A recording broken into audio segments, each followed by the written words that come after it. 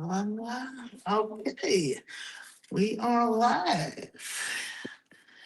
So over there, I see you over there, y'all. Y'all look good.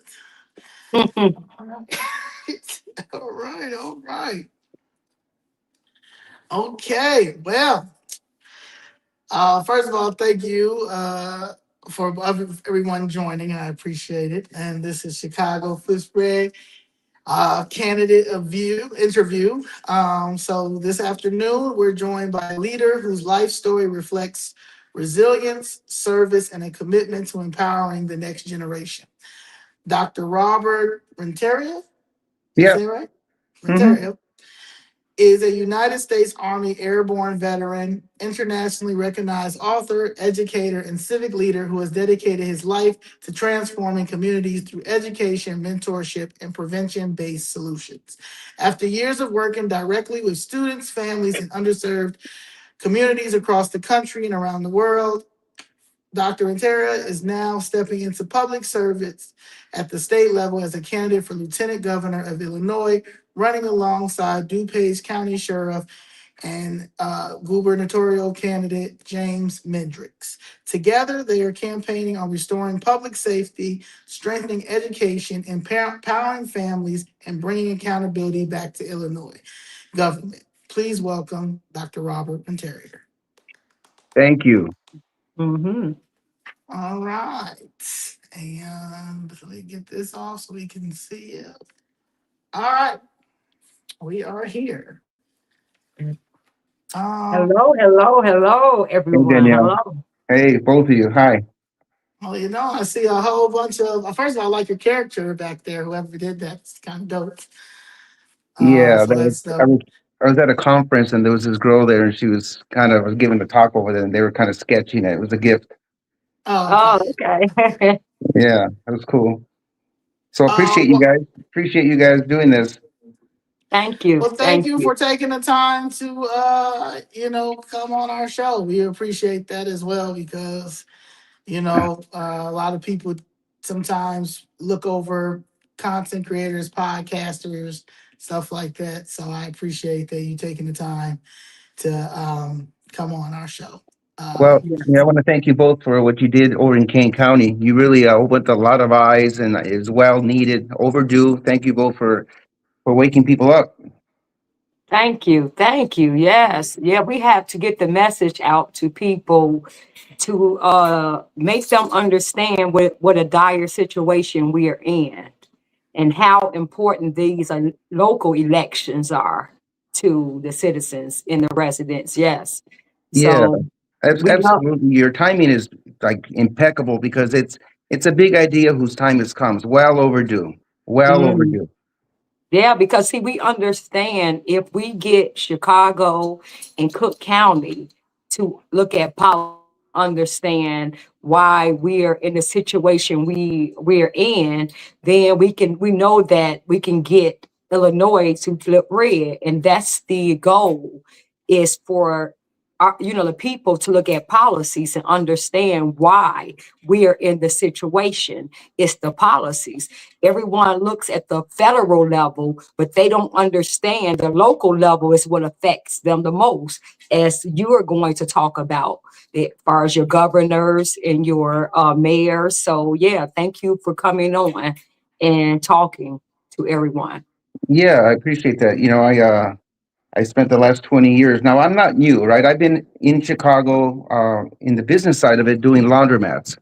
Mhm. All over the state. So you've seen the spin cycles and the bubble lands and all those other laundromats. That's the space I was in. And in fact, I've been working with a guy who's right there in Hyde Park on 47th and Lake Park. He's got that neighborhood laundry. I don't know if you know him, Kirk Cargo. I'm I don't familiar, know. but I don't know him. But is he still Yeah. there? Right? He just He has 8 laundromats, a dry cleaner, some other businesses. But I worked with his family for 3 generations. I had his dad, and then working with him, and he was formerly incarcerated, got out and blew it up. He's doing really well now, working with his kids. So I got 35 years working in communities all over the state. Mm. that's good. So it means that you're a people's person. Talk to Well, everybody. yeah, well, and that's why politics needs to shift, right? It needs to be people over politics. and we have to get the Republican Party out of the white sandbox, and because Right. that's not conducive of the state. I mean, the black and the brown community, our communities are what's going to win these races. Donald Trump had over 20 million Hispanics voted for him, and that helped him carry him over. But here locally, to your point, they're stuck in a sandbox. Yeah. Yeah. No, they are. I mean, thank you for the super chat. Thank you. Why did you decide now was the time to step into leadership and run for lieutenant governor? Well, that's a great question. I wasn't looking to be in politics. I've been around it. Like years ago, Jim Overvice out in the suburbs, he ran for office and he lost, and then he partnered with me helping kids. I met him in 2008 and he won a few cycles. And then a couple of years ago, I got introduced to the groups that you're talking to, like Warriors and Three-Headed Eagle and others. And I saw there was a shortfall because they were not engaging the community. So my opinion is that the reason that they're losing in the outside of Cook County and even in Cook County is that they're not building relationships and they're not very missional. So like you're teaching them, if you want to go red, you got to break bread. And so that's why that's the other night when what you guys did together, that needs to happen all over the whole state and all these minority communities to wake them up, because they don't understand it. They're almost as if they're afraid or they're complacent. I'll be nice to say complacent. But I think that this, like I said, it's a big idea whose time has finally come. So I'm on board with whatever you guys need me to do. And you know where you're right. We were talking about that.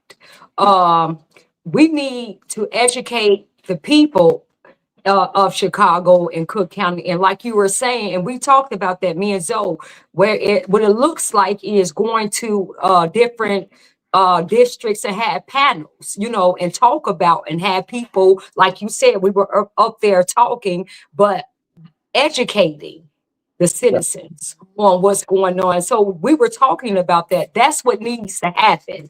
Yeah. And, you need to support the GOP or as far as the financial backing, because everything me and Zoe, we're doing on our own. It's coming out of our pockets or the donations that the people who believe in us give us. But other than that, think about how much ground we can take if the GOP would say, hey, that we're going to get facilities and bring town halls and come in where we can talk about, the GOP candidates can talk about it and address the people's concerns. Imagine how that would affect and go over with the community. It would do that just like the Democrats right now. They're in our community lying to the people, but they're in the community. Yeah. Right. Lying Well, real bad. one of the things, again, I'm not bashing anybody, right? Because they don't know what they don't know, but it's like they're not watering the flowers, right? So the flowers are dying. So, the party's not growing and it's self-inflicted. And then you got, there's no relationship, it's like dating, right? There's no candy, flowers, to going to the movie, holding hands. They want votes and money. And you have to earn your way, right? It has to be amicable. It can't be a one-sided love affair. Right. It's true. So What made you? Oh, sorry. No, go ahead, sir. What made you align with Sheriff Mendricks as your candidate for governor? Okay, you guys know each other before? Here's what happened. In 2015 or 14, I got a call from IDOC. Excuse me, somebody's trying to get on my screen here. On Illinois Department of Corrections, and I went down to Springfield, and they wanted to use my books that I gave you guys a set when I met with you guys, and to help with the recidivism, right? To get the inmates inspired to get out and stay out. And then I started going to some of the prisons, talking to the inmates, both men and women. And a couple of years ago, Mendrick said he had read my book, and he said he couldn't put it down. And he wanted the book for his inmates. He thought it'd be therapeutical.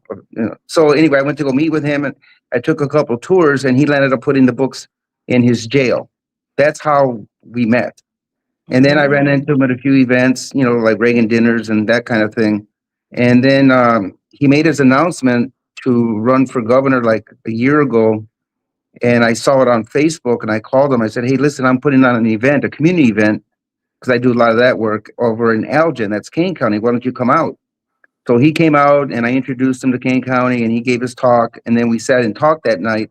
And he said that he wanted to work with somebody that wasn't a politician. He wanted to work with somebody who's a servant leader. doing public service, somebody who's been helping kids in all the communities, not just the suburbs, but Black and brown communities. And whatever vetting he did in his due diligence, he asked me to run for his lieutenant governor.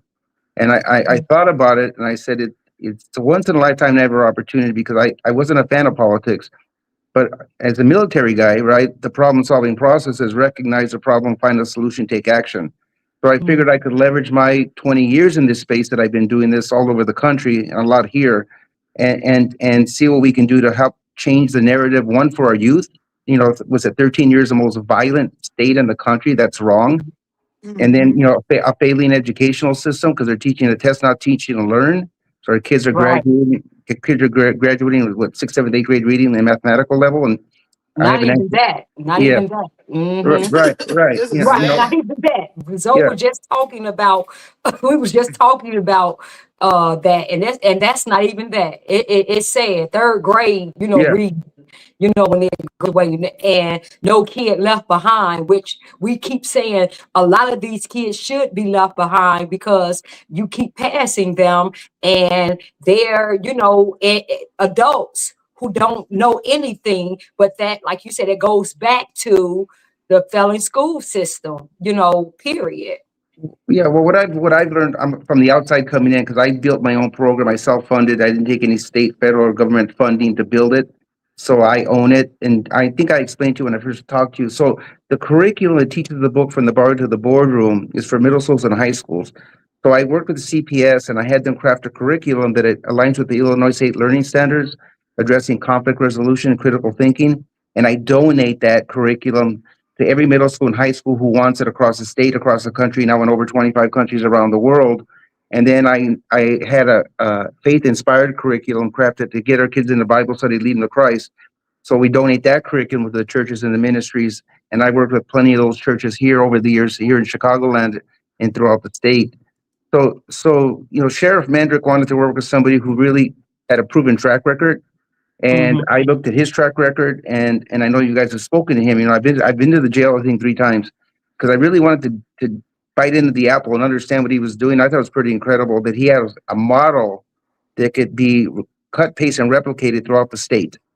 So if he's at 15% recidivism versus 75%, if we cut the fat, cut, paste, and replicate across the entire state of Illinois, that's millions, if not billions of dollars, saving our taxpayers. Not to mention that these inmates become assets versus liabilities, and takes that burden away from the taxpayers. So it was a win-win. So I thought, this guy's doing a lot of this great work on the inside, and I was doing a lot of what he was doing, but on the outside.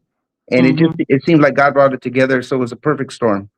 And that's your book right here. Yeah. So how it says, don't let where you came from dictate who you are, but let it be part of your be part of who you become. That is awesome. That's me and Zoe. That's our mantra. You can't, we're me. I'm from the south side of Chicago. CPS schools wasn't great back then when I was a kid. They failed me. And you can't be a product of where you came from. You just have to understand that you make choices in life. The choices you make are yours. You own them, because wherever you come from, your background, that's not who you are. Who you are is the person you decide to be when you walk in integrity. Like you said, when you give your life to Christ and you understand that it's not about you. It's about being a servant for the people. And it sounds like that's where you came from. How did the schools embrace when you said your books and things, you wanted to get them to CPS and the churches and things? Did CPS embrace them and take those books and teach them? Well, yes and no. Okay, so initially I got a call from CPS. Arnie Duncan was still here in 2008.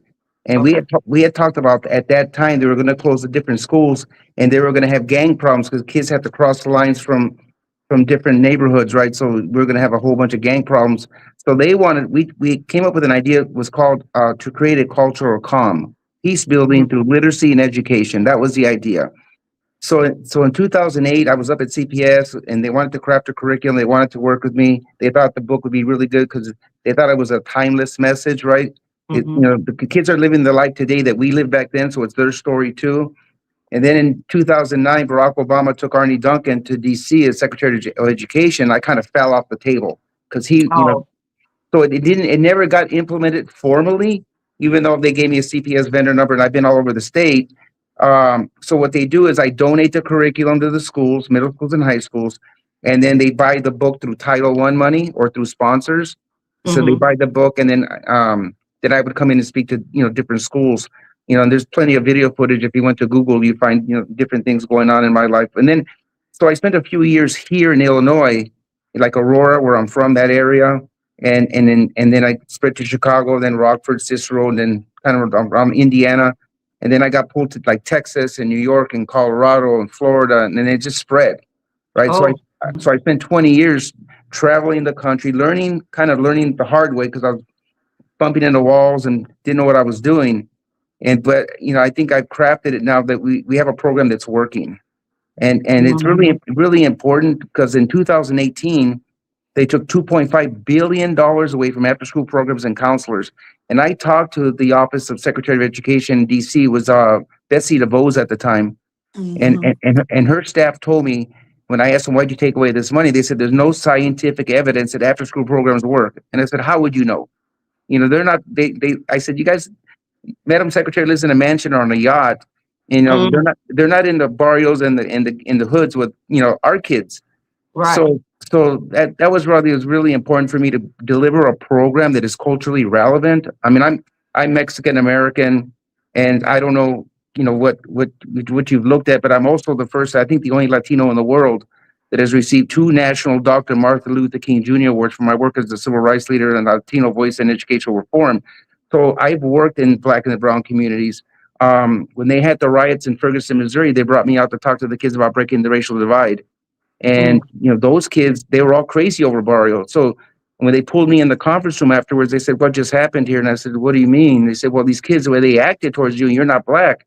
I said, "Listen, kids don't know color. Kids know love, right?" So that's mm-hmm. what I'm trying to teach the adults out there that it has to come together as one nation under God, indivisible, for Right, liberty and justice for all people. So right. I'm very big on unity.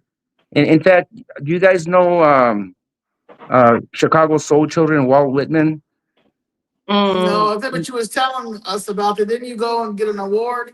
Yeah, so after 44 years, he's traveled all over the world. He's taken my books to Barcelona. He has an orphanage over there, and his kids, all his kids, they have the books. I've had the books for off and on for a few years, but I was the first Latino that was honored last December for helping Black kids in Chicagoland. So for me again, it's about unity, and we lack diversity, we lack inclusion. So I'm trying to bring people together. That's why I truly appreciated what I saw down in Kane County the other day, because that's mhm. what needs to happen. And so Amen. you put yourself out there, kind of like laying yourself out there naked for the world to see, to serve a higher purpose, right? But it's Mhm, working, and so mhm. somebody's got to go first. And Right. so that's why I said when we started, the talk, I said anything I can do to help support that, because this could be, well, not is, it is the new model, needs to be the new model across the state. Yeah, you're absolutely right. You're absolutely right. Because Well, we see it is happening. We see Philly flips red. We have people in New York want to New York flips red. They want a Yeah. Wisconsin flip red. So it's like a wildfire. Yeah, it's you're right. Yeah. I partnered with Papa John's about 8 years ago. And I don't know if you remember this, but, the CEO at the time, he used the N word. All right. yeah. And they caught Mhm. him on tape. So Papa John's called me because they found out about the Dr. King Awards and the different awards accolades that I've been honored with, and they wanted to see if I could help them with their branding problem. Okay, Mhm. so anyway, so I, against what people recommended, don't do it because they thought they were racist. I said everybody deserves a second chance. So 8 years later, we're the largest community partner in the history of Papa John's in the Midwest. So I think that we have to learn how to love each other and take care of each other, because that's how the foundation of the world was built. And I believe that if we build on that foundation, then we'd be champions of this place we call home, starting right here, right now in Chicagoland. Amen. Mm-hmm. Amen. Mm-hmm. Yep, yep. Sheriff Mendricks has taken a strong stance on law enforcement. How does your background in youth prevention complement that? Well, what I built is an anti-violence prevention program. It's prevention over intervention. So the critical thinking piece comes in because you guys know when you talk to a kid and the kid gets in trouble and you say, "What were you thinking? Why'd you do that?" The Mhm. kid wasn't thinking because if the kid was thinking, they wouldn't have done it. So what Mm-hmm. I've been working on is provoking thought, having kids understand that there's consequences. And so after 13 years of this most violent state, and I think I saw you on a talk where you guys call it Chirac, right? They're not even called Mm-hmm. Chicago. You know, people are afraid Mm-hmm. to, Right. my own mother who lives in California won't come visit her because she's scared to death of coming here because what she sees on TV. Right. So so I think that what we're seeing is something that came out of the box, unconventional. The schools are doing something that's called quantitative data, like pre and post surveys, and this is qualitative data. So you can't capture love or your faith or critical thinking in a pre and post survey. So traditional learning is obsolete, and I believe we've created a new model that has been tried and tested across the country. So Sheriff Mendrick has done the same thing. He's created a new model that is now being replicated by other cities and states like you, and different people are calling you wanting to replicate what you're building, and they're doing the same thing with Sheriff Mendrick. And I'm in that space in between trying to do the same thing. So do you believe in so when you say that, because people usually get scared. I'm talking about in Chicago, our community, when you say police, I'm for my background is a sheriff and things like that. Um what you say and we talk about the cutting, adding more police officers and things like that. What would you say to people whose concern is, they don't like the police there? Because that's what a lot of concerns are in our community when it come down, when you hear Republicans say they're for the police or more police. Well, I think that we as Republicans in building a new model is it has to be about if we break bread, we go red, right? So it's relationships. It's Mhm. building relationships. It's I think even us we sat down and we had dinner. We break bread. You get to know each other. It just can't be about I'm Christian conservative, married with children. I own a business and I'm going to save Illinois. Can I count on your money and your vote? The answer would be no. I don't know you. So I think that in shifting the paradigm, that we want people to understand that. Look, I met with the gangbangers in Chicagoland, the Latin Kings, the Vice Lords. I've been to the jails. I've talked to people who are incarcerated, the subculture doing 25 to life. I've talked to guys who are out, formerly Mhm. incarcerated with criminal records. And so I'm saying all this to you because nobody wants to bury a child, and nobody Right. wants their kids to go to prison. So I think it's being able to sit down and breaking bread with your brothers and sisters that are out there, and we create this alignment, and we come at this as a novel concept called teamwork, where we work as a team to come out there and fix these problems together. I think that people, like you said it best up front. We have to educate these people, not just the party, but everybody else in between.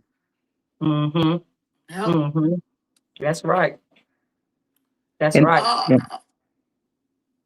do you support school choice and expanding options for families?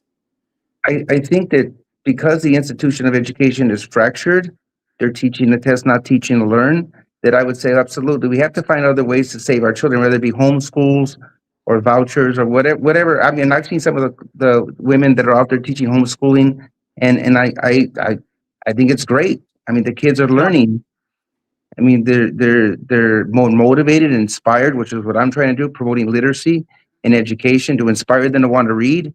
I mean, if you could imagine that, and I've done a lot of talks, and kids are screaming, they're hollering, they're hugging, they're kissing, they want autographs and photographs. And so that's a miracle in real time when you watch a kid who wants to read a book, you know, Mm-hmm. because in Chicago, you know this, I know you know this, right? The South and West Sides kids have told me that it's easier to buy a stolen gun than it is to buy a book. Mm-hmm. It's You easy to know, buy a gun. Yeah. yeah, Yep. yeah. Mm-hmm. Or when our kids have to learn how to dodge bullets before they learn how to read, there's a problem there. And then Mm-hmm. and then this too, right? When a kid has to hide under a desk in fear of their life while they're texting their mom and dad 911, please come get me. I don't want to die because there's somebody in the hallway with a rifle shooting our children. But we have to find solutions to fix this. And that's what I liked about Sheriff Mendrick, going back to Mendrick, is he's trying to find solutions. He introduced me to a group called, if you want to look them up, called Clear Armor, and they bulletproof windows, doors, buildings. So as I understand it, because I went to see a demo, they could shoot at a building and the bullet doesn't go through, but the technology allows you to shoot out. So if you're trying to kill me in a school, the bullet's not coming in. But if I have to shoot out, as I understand it, I can protect myself and protect our children by making sure that we stop these people from committing all these murders at schools. So that's the kind of stuff that he's working on technology-wise, that I want to work with somebody who's that smart and cares more about people than he does about the politics. Because truth be told, I don't like politics. I mean, one thing I've learned in the last 10, 11 months is that everybody lies. They make you all these promises. I support this. I support Chicago. I support you. But it's just for the votes. So I think a good question, right, is like we're talking about some of my body of work, is to ask somebody, okay, show me what you've done, not what you're going to do on day one. Show me where you've been. And then if you're going to do it on day one, why don't you do it now? Win, lose, or draw? That's my question. Right. Why haven't you done it? See, my whole thing too, as well, is preventative measures. You can't, it's like the police. You know, okay, you come when after there's been a homicide or somebody who gotten shot. What about measures to prevent that? See, it's easy to come when it happens. We're talking about preventative measures, so we don't have these issues. And that's my entire how I feel about anything when it comes down to, if you're a politician, if you're put in power or certain positions, you should always be looking at preventative measures. So, and that's what we lack in. I just want to say the Democratic Party, they run on the problem, but when they get up in there, they never fix the problem, and the problem actually gets worse. But yet, like you said, you're in there now. Why haven't you done that? And then after the next 4 years, you come back and campaign on the same thing, but you never fixed it now. Like, okay, you talk about crime, but you're in those positions now to prevent crime from happening, but you haven't done that. So that's the issue that I think us in Chicago, what we're having when it comes down to preventative measures. Crime things. We need people in office like who've been there, done that, who have the credibility from the public, from the community, that people know who they already know and trust. Because otherwise, it's just air. It's just false promises. Like, if I get your email addresses, I will email you the program that we built, and I donate it electronically at no cost. So I don't know of anybody who's donating curriculum to help kids, in the churches or in the schools at no cost, right? So I'm done that because it's part of a legacy piece, right? I want to do something that helps make the world a better place. And we need to find more people like ourselves who are willing to go out there and do God's work. I mean, somebody asked me the other day, about politics, and I said, I'm not a product of politics. I'm a product of survival, faith, discipline, and purpose. And so I believe that, I'm doing this as my ministry. And when somebody asked me, well, what does doctor mean? When you ask Dr. Renteria, what does doc mean? I said, DOC means disciple of Christ. I'm doing God's work. That's good. I like that. Sheriff Mendricks implemented a MET program in the jail system. What is your broader vision for addiction recovery across Illinois? And if anybody doesn't know, MET is medication assisted treatment. Well, I think that what I talked to Jim about was America's a business, first of all, right? We fix problem, people lose jobs. So that's one of the challenges that I've seen. And I'll get to that. But coming back to the educational piece, right? They're chasing dead presidents, right? That's why they're passing our kids, because if they don't pass the kids, they don't get their funding. So we have to change a broken system all the way around. That's why I like the fact that Jim Mendrick will have arresting power for 2 years after he gets into office, that he can arrest people. Donald Trump said in 15, 16, got to drain the swamp. And I think we're going to see people run because he's he's not beholden to anybody, right? He didn't kiss the ring. There's nobody to call. You can't put that guy on a leash, right? He's here to serve the people, and so am I. And obviously, I haven't known you long, but clearly both of you have put yourselves out there, and so are you. So we have to find other, I call them dolphins, right? Good people who want to love and take care of people. And then even though we have sharks out there and we're going to have to deal with them, but we have to put people over politics and find new leaders and put those people into office instead of recycling toilet paper and keep putting the same people back in the office, because politics is like dirty diapers. I think that both sides are full of it. Mm, mm. Mm. Illinois has major financial challenges.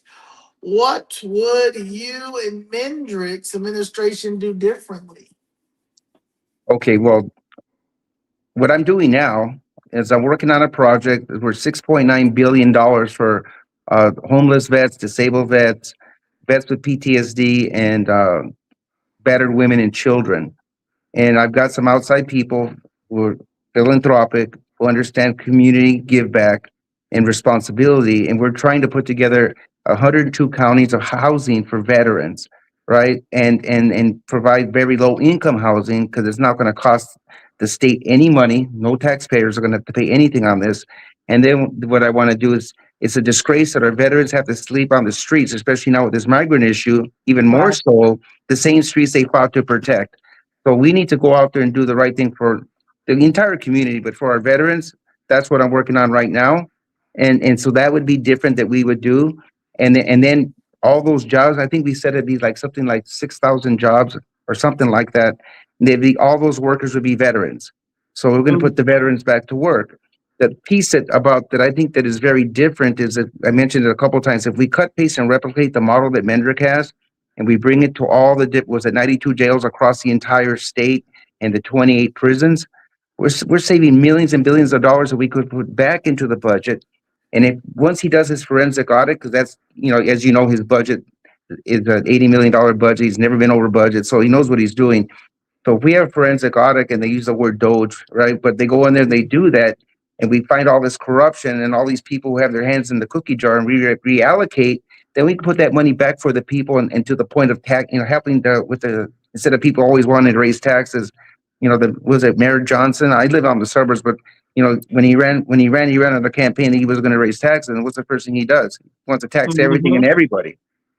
Right. Right. Right. So, I'm trying to find resources, right? That's the other thing. I know that I thought I introduced you guys, or I had somebody call you by the name of Mick Grady. If you remember him. Yeah. Okay, so he's very big on, and I've known him for like 25 years, right? So I trust him. And he's trying to provide legal research to people to find out how we can help stop this corruption, because all these things that are going on, the public is not informed. Like I said, we have to inform them. And so he'll play a part, I think, in this new model being built, so we can educate people so that they know that they're getting raped at the end of the day. Yeah. I think we need, okay, well, I guess that would be Doge on a state level. I think we need, like Trump, when he announced last night about J.D. Vance is over the fraud department. He implemented a new department over the fraud. I think that we need to have just a new department in Illinois, but I guess that would fall under Doge, right? But it's for the fraud sector of it. I think that that's something that we definitely need to replicate from what President Trump talked about yesterday in his State of the Union address. Yeah. I think we have to find people who are from the neighborhoods that are being victimized and create these advisory roles, right? Yeah. So now they have a seat at the table. Because if you're not at the table, you're on the menu, and that's what's happening. Everybody's getting eaten up because they're not at the table. So I would like to, like I said, in bringing people together. And I'd be happy to give you guys any resources that you think that I can help you with in Chicago, because I've been around. Even though you may not have seen me in the public as far as community, I'm not community, take that back. In politics, I wasn't involved in politics. I was on the other side of it. I was in the communities. So there's a lot of people who I've worked with over the years who know me. And I, like I said, this guy that I mentioned in Hyde Park, nobody works with you for 35 years, right? If you're doing something wrong. Especially when you're spending millions and millions of dollars on businesses. So I pride myself, the military saved me, it changed my life, and it taught me about duty, honor, country. So I respect, our veterans. I respect our communities. I respect everybody because it's one nation under God, and Right. and and I think that it's a big idea, both of you. It's a big idea whose time has finally come, and it needs new champions.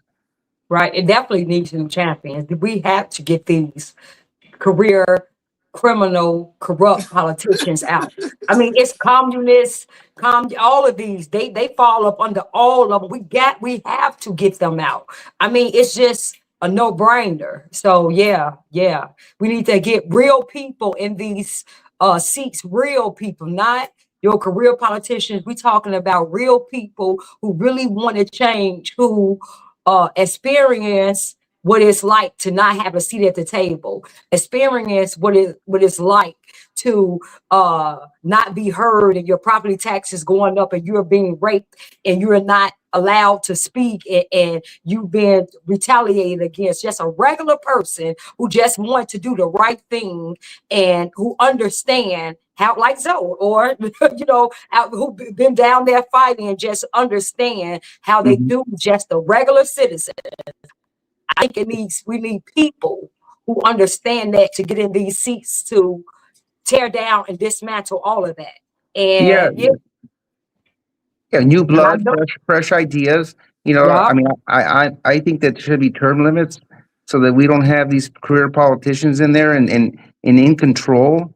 And then it takes right, years and years later until we find out who's really the kingpin of all this politics. Look at what happened with Madigan and others, right? Who are just controlling the system. We need we yeah, need we need a new system. I was talking to mhm, Mendrick about this the other day. It's kind of corny, but I was saying, remember back in the day when they said don't get in a car with strangers, and I said what disrupted that? And it was Uber, right? Or right. when we say, okay, well, every Sunday let's go to the mall, and we load up the kids in the van and the station wagon and go shopping. What changed that? What disrupted that? It was Amazon, right? Hmm. So that's why I'm saying this is going to disrupt the entire system. If we put somebody like Mendrick, myself, both of you, and others like us in this space, it's a new system. We're going to disrupt the entire state, and Illinois will go red. Oh yeah, it definitely will. Because I just feel like, and I just believe, I know when we're in these seats, you understand what it feels like to come down there for assistance and be ignored. So you're going to make sure you're not doing that to a constituent or a citizen who comes down there. So let's just say if you're in office and somebody come down there because they're losing their home, it may be a senior citizen. You're going to understand what it was like when you was in that position and Yeah. you were ignored. So you're going to make sure that those doors are always open for the citizens, because you was in that place and you understood or understand that how it feels. And so I think when you have people with real experience with going through these things, they'll be more compassionate to make sure that that doesn't happen to the constituents and the citizens. And I Yeah. do believe that's what God is doing. He's bringing up people who understands that, and that have a heart for the people So to be in leadership. you're 100% dead on. What? Absolutely right. We can't have people in office who say, and I'm not criticizing where you live or who has what. If somebody's doing great, I'm happy for them. But you can't tell me that if you live in the Gold Coast or North Shore, or wherever it is you live, and you know nothing about what it's like for somebody to knock on the door because they want their rent, or you have to decide, do I buy gas or do I feed my kid? So only people who are in that space can truly relate to the people that we're talking about, who are Right. suffering every single day. And it really chaps my butt when I hear politicians talking about what they're going to do to save Chicago.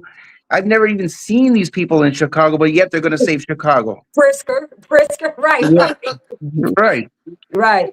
And Hmm. and all these millions and billions of dollars are being spent and given away, and they keep taxing us to offset this whole sanctuary city. And I'm not saying that we can't be humane, but I met with a bunch of current gang members and former gang members. I met with Interpol. This is like around 6 months ago to get a gauge about 70% of the people they're saying are coming here are bad people, right? The other 30%, they're just people who want to make a living here, take care of their families, work, pay taxes, and not bother anybody, right?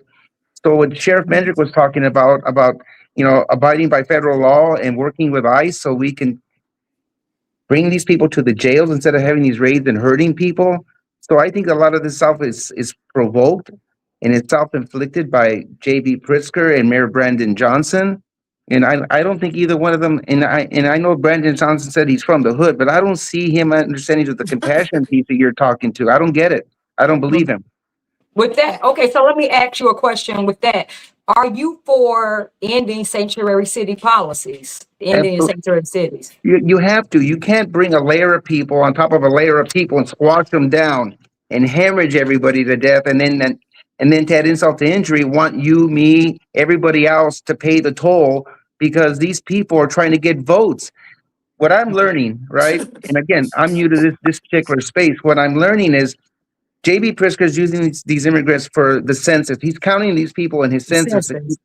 Yeah, and to keep 2030. They need it for 2030. They need right it. to keep his census seats, right? So that's wrong, right? And then they add insult to injury by because you have people leaving the state to go to college and not coming back. So he needs his federal funding, right? So what does he do? Let's go ahead and give the money to the immigrants for education. That's not prioritizing the people that are here. I took an oath of office, by the way, and so did Jim, to serve and protect the citizens of the United States of America against all enemies, foreign and domestic. So this administration and former is not doing their job. We're here because they wanted votes, and we're paying the price for the toll. Right. That's what, and that State of the Union address showed it yesterday. I had posted, I couldn't believe it when and this is not even about Democrat, Republican, Black, white, Hispanic. It's about just American, like you said, one nation. When well, I already knew that Zoe been talking about this and trying to educate our people. But when he just asked, can we all basically just agree and stand up and say that your first oath of duty is for the citizens of the people of America and not to protect us and not illegal aliens. And when the Democrats could not stand up for that, and that's just something that should be, we're in America. Right. This should just be something that, it should just be, you know what, I don't care if I hate Trump, I don't care if I don't leave. This is just for America. It was it just showed a contrast, a visual. It gave us a visual of how bad the Democratic Party have gone way left and don't care about the American citizens. No. At all. Yeah. At all. I mean, at this point, I can't honestly see the establishment is broken. So the establishment is broken. President Trump broke the establishment, which is he finished it off. He started in his first term, and then he's finishing it. He's finishing it off. So I can't see anyone being a career politician taken seriously.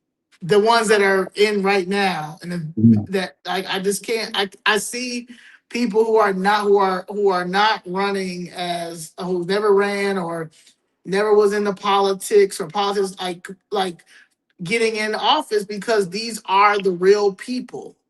Right. That and it's affecting this everyday regular people that are just trying to get by day by day. You understand? Raise their families, have careers, leave their kids with something, legacy.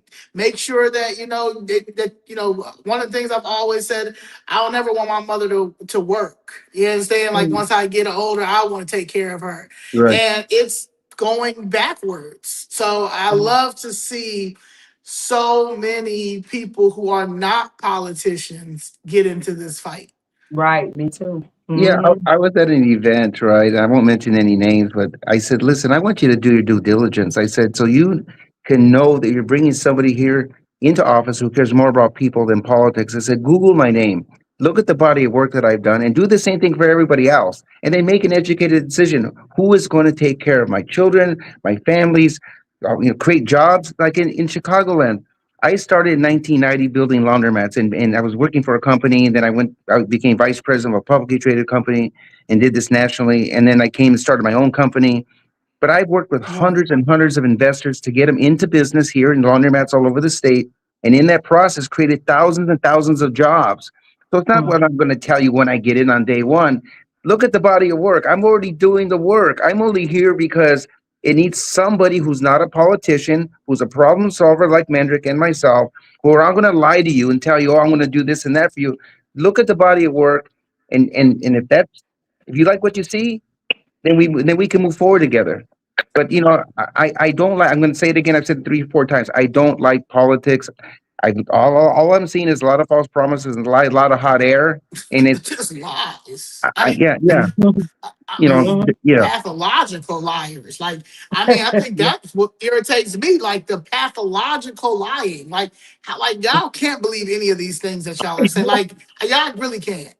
They were, and You they know, think or you really we're think that we're stupid, that out of dumb. touch, in which we are. Yeah, A lot of but us that's are. But crazy. then, huh? yeah. But that's like insane the way they think we Right. that. And I gotta keep saying it. They think we are that dumb because what they put out, you have to think that person is that dumb. Because it would be like I can't insult these people like this. That would make me. I would have to think they're idiots to do the things that the Democrat Party do in our faces. And it's just like when you see that, it's like they don't have no respect or it's nothing. They feel like we're that stupid, and it's sad and it's infuriating with me. That's what makes me want to go It's like so watching hard. someone, you're Yeah, watching someone on camera steal. Yeah. You're watching this person on Right. camera steal it. And they're like, nah, that wasn't me. No, Right. that's and crazy then how you make gonna you do be me. the It's bad oh one, you just doing it because you racist. Okay. All right? right. Yeah. It makes you the Okay. No. bad one because you said I'm I like, caught you stealing. Yeah, it's yeah. Yeah, insane. I think there was a song, right? It was I forget the rapper. He talked about it wasn't me. She caught some Oh, messing on the sofa, but it Right, wasn't me. Shaggy. It wasn't me. Because you right, on that Yeah, camera, it wasn't yeah. me. me, right, Yeah. right. Everything it wasn't me. Right, So, Yeah. right. so look, I appreciate that you wanted to allow me to get to know you better, and I'm all about, for me, my whole legacy piece of what I want to do is I want to save our children and make it a better place. One of the most disturbing problems in the world today is human trafficking, right? In particular, the trafficking of our children. So I want to teach these with Mendrick that we're gonna find these people and we're gonna put them away. Because I Right. think, did you see the movie The Sound of Freedom? I didn't see it. No, but Okay, I but do want to see it though, yeah, because yeah, Yeah, I me haven't too. had time, but we yeah, do need to see that, Danny. yeah. Right, It it right. it I it wanted to it, see it. it, it talks about that you can buy a bag of cocaine one time, and you can sell our babies, our boys and our girls 5 to 10 times a day. So the Mm, message for these people that are out there, and I'm coming in and with God's blessing, hopefully that this happens. That God's children are not for sale. right, Right. right.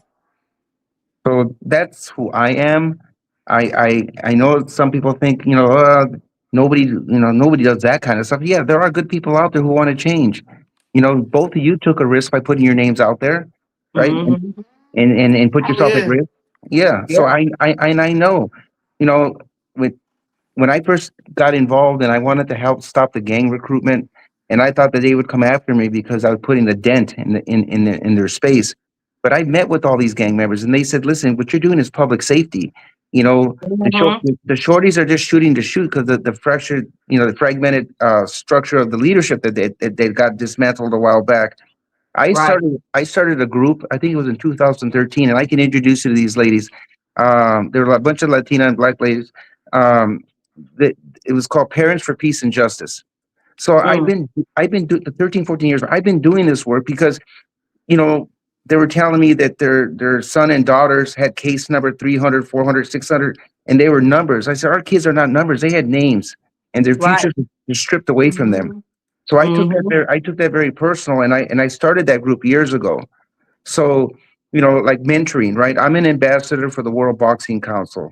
They just endorsed me last year, 176 countries. But I work on a board here with Fight for Chicago, right here in the inner Mhm. city, working with those Mm, kids.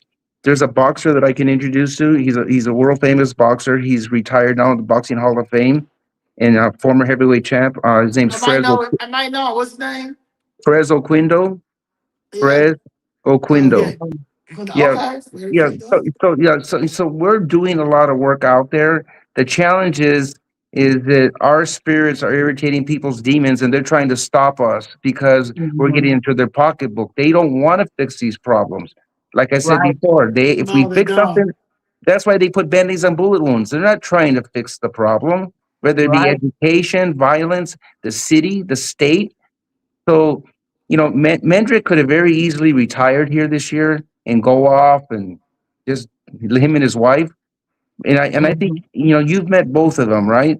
I know you've met mhm, both. Mhm. They're look, they're just everyday grounded people who want to make a difference. So, mhm. and at the end of the day, yeah, okay, I come from the streets from back in the day, but I'm not that guy anymore. But to your point, how are we going to fix these problems if people who are trying to fix it never lived it? Never lived it. That's it. That's it to me. You can't.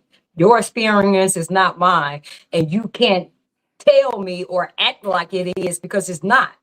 You don't Right. have to worry about getting going outside and getting shot, or just know that you may not make it home to your family or your kid go outside that they might get shot. That's not your experience, and when you don't have that, you can't tell me that you do understand. You don't. And I think that's the thing that we have to understand in Chicago, that we can't keep allowing these people who don't understand where we come from. Cannot. Yeah, yeah, Absolutely. we can't. We, No, we can't We because can't afford to. that's it. So we can't afford to. no. I think, Hmm. it's fair to say that on March 17th in the primary, I believe if we get through that, it's game on. It's a whole different game, and there's going to be a new sheriff in town, literally. Yeah, it's gonna game on. It's game on, and Yeah. I'm very serious Yeah. about And that. I will say that, I think whoever does win the primary, everybody who is a candidate at this time has all of the tools Hmm. to make a strong Republican leadership for 2027 or Hmm. 2026. Well, no, 2027, yeah, 2027. But I think so I think like it's all all every the so far everyone that I've we've interviewed, it's the strong points that need to be strong are there, and it's no, you can't argue with it, Right. so I just think it's about making sure that we build a strong coalition of people who honestly been out here, like you said, you've been out here, you understand the gang situation, you understand how you can the truth situation, and that's very serious, especially No, coming that's it. from, Yep. That's yeah, it.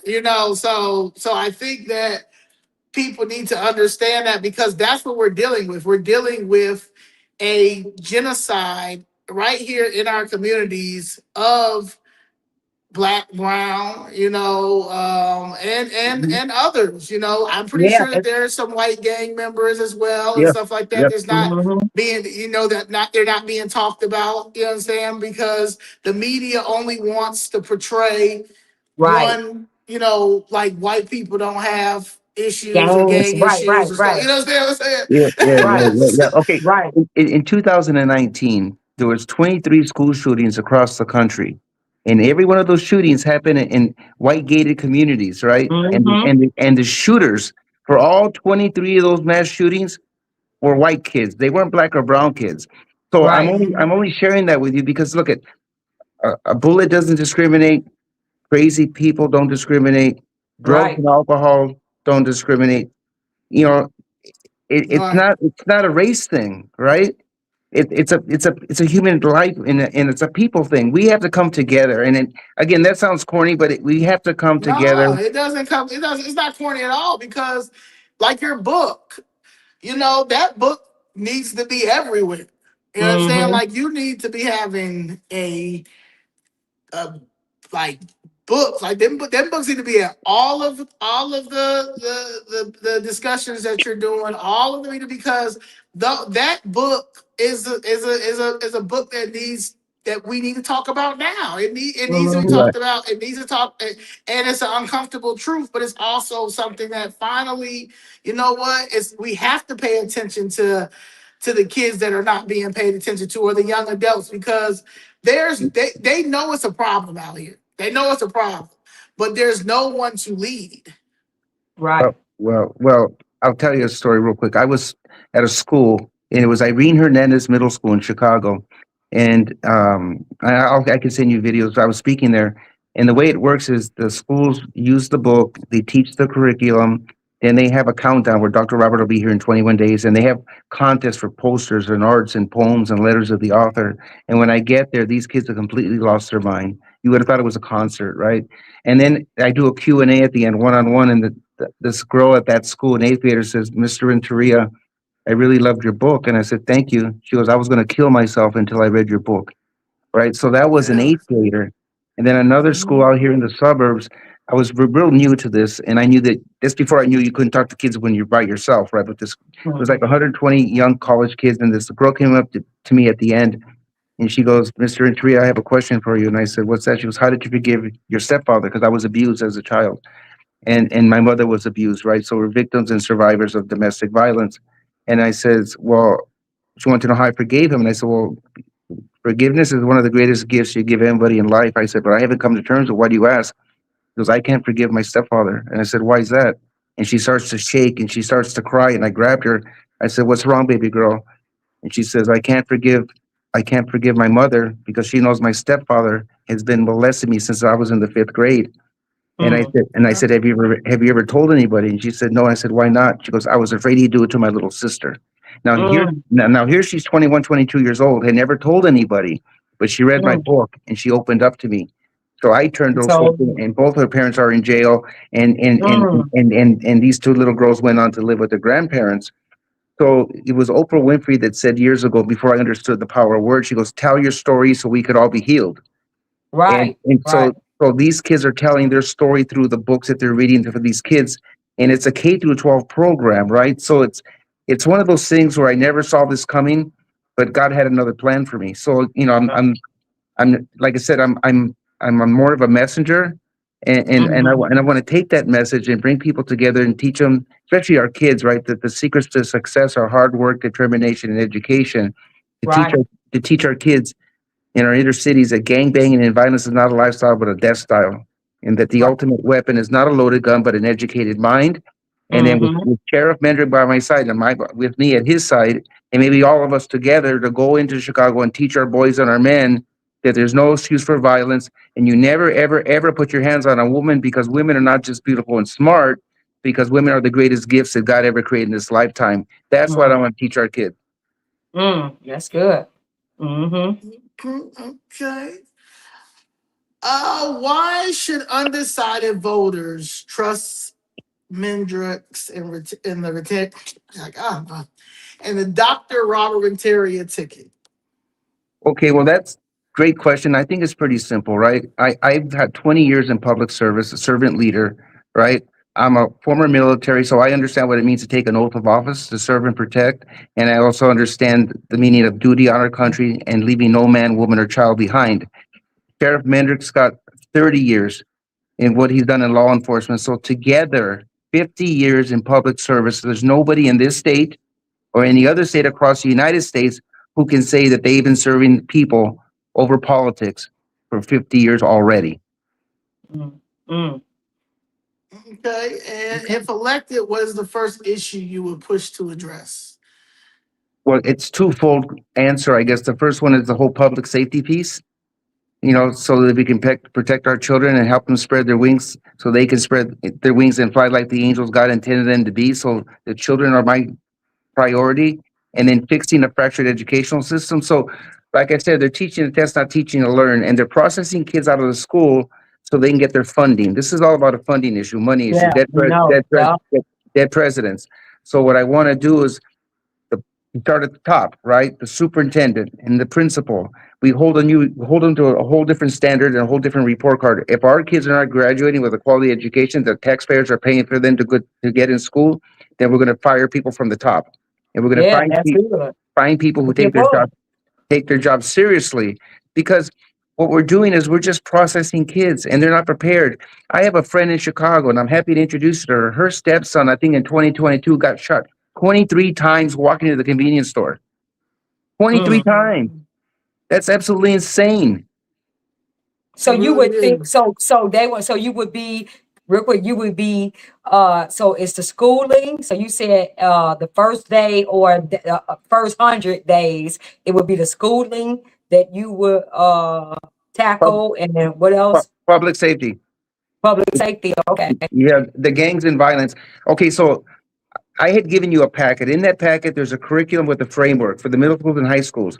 I want to donate to every single middle school and high school in the state of Illinois at no cost to our taxpayers, a program that is culturally relevant, that addresses the issues that the schools are not addressing. Right. So I want to just donate. I've already used this program across the United States, in over 25 other countries around the world. So the qualitative data and the anecdotal evidence is undeniable that it's working. The challenge I've had with getting it to be formalized is I can't get Brandon Johnson to return a phone call. I can't get Governor Pritzker's office or Juliana's office to return a phone call. So I said, damn it, when you asked me the question about Mendrick, I might as well be there myself to answer the phone to take care of the people. Well, that's because they're abolishing ICE right now. So they can't get to you because they're Fight abolishing Trump. ICE. Well, okay, so I'm talking about Pritzker when he first got in the office 7 years, whatever it was ago. I've written letters, I've called, I left messages, I've tried to reach them, have people try to reach them. They're not trying to fix the problem, right? Like They I don't said, want to. they Yeah. don't want to fix the problem. Why? I won't say which mayor. This is before Johnson, but I heard, and I won't cuss on the call. But the mayor said about this public safety issue, because he was asked, "Hey, what about this Renteria guy?" He said, we hear he's doing this, he's doing that," and the mayor said, "F them, let them kill each other," talking about the kids.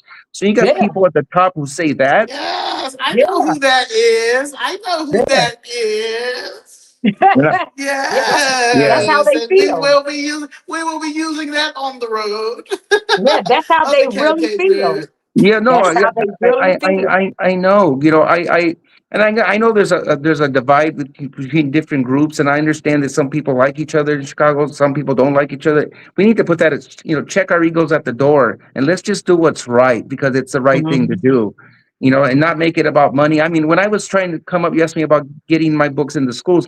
I talked to a couple of politicians. Hey, can you give me a hand? You're in charge of this department and that department. You know what they said to me? What's in it for me? They want me to pay them to help me get my books into the schools.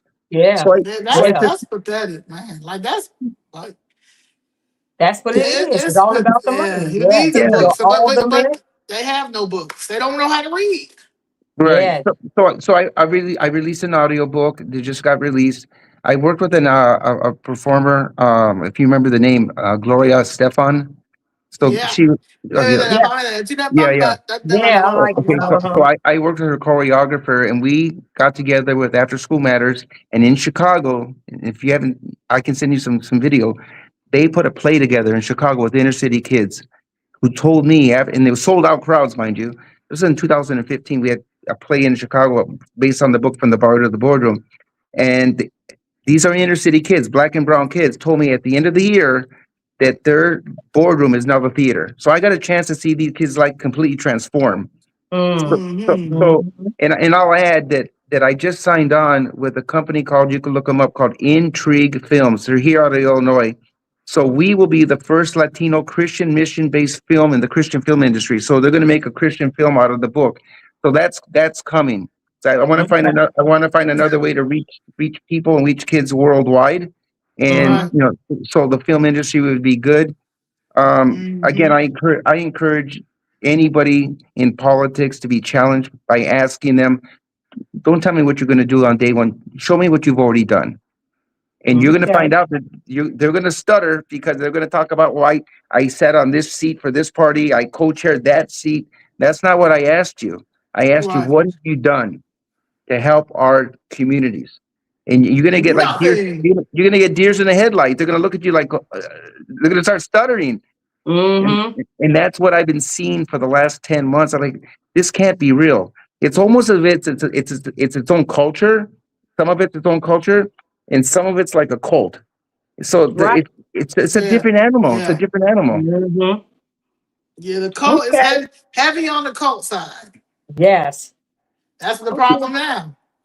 Yeah. So ladies, look at the end of the day, let me know how I can find out if it's somebody in my circle, great. And if it's not, we'll find out somebody that knows these people. Like I've done stuff over the years, like with McDonald's, IBM, General Mills, General Motors, and Boeing. And I've done stuff with the prisons and everybody in between. So I'm out here politicking, putting my thumb in the air, saying I support you. I'll do this for you. No, let's sit down and break bread so we can go red and talk about what we need to do together.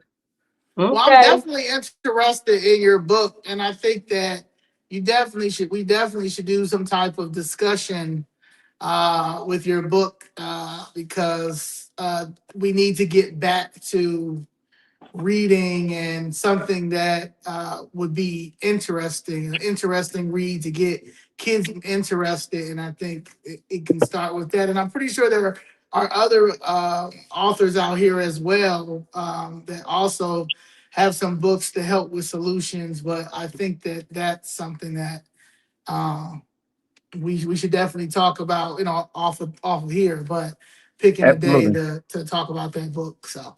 Yeah, Okay. absolutely. This isn't the Robert Renteria story. I tell people this is our story. It's a story about people who come from tough places, work hard, make a lot of sacrifices, and in the end, we do whatever we have to do legally to come out clean on the other side. So Right. it's about Absolutely right. hope and dreams and guts and desire. And yes, you can if you believe. Because I believe that if we teach our kids to dream big, then the odds don't even matter. Right. That's it. Okay. All right. So, any last words, Doc, before we Well, end?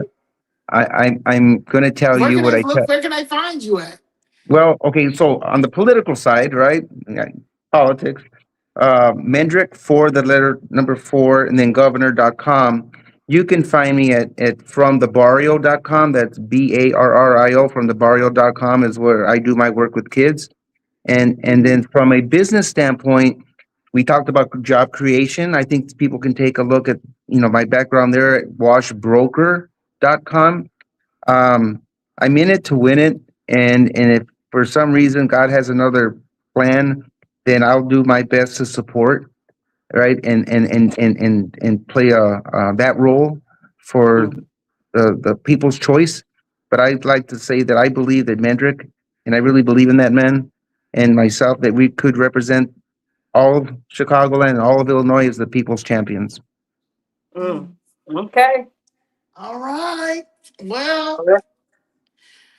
thank you so much for taking the time. I know they said you have a busy schedule this evening. They say you got some things you're doing this evening. So Yeah. thank you for taking the time to squeeze us in. Yeah. And Thank we you. will Thank be both of you. talking.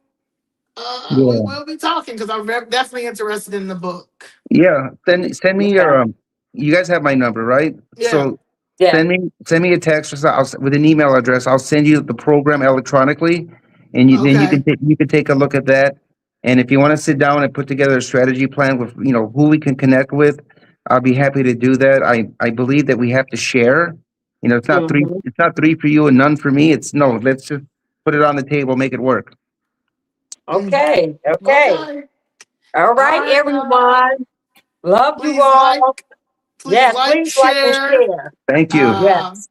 all right. Thank you again. All Thank you, everyone. Love you. right.